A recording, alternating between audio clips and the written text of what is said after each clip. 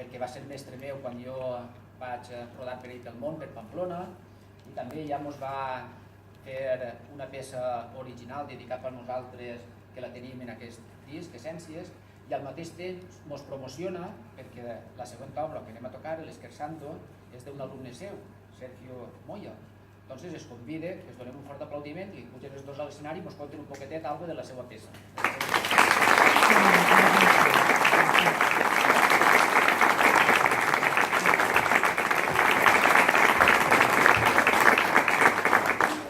Sergio és el més jovenet, com podeu veure.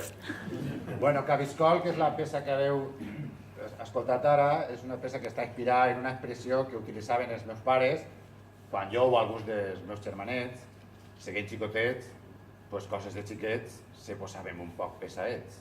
I entonces ells diuen, mira que eres Cabiscol.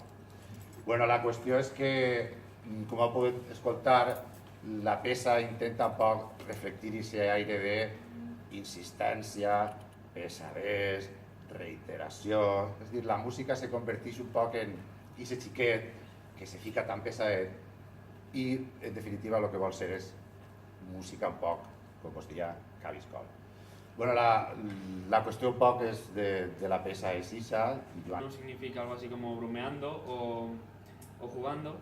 Está fundamentalmente basada, o sea, dividida en dos partes, una un poco más lenta, que a pesar de ser lenta, pues tiene un carácter, no deja de perder ese carácter divertido, y después una segunda que tiene cada uno de los clarinetistas va ejecutando un solo, y cada uno de los solos va siendo intercalado por un divertimento cada vez un poco más exigente técnicamente. Y nada, eso es también agradecerles al Cuarteto Bell por este esfuerzo que ha hecho.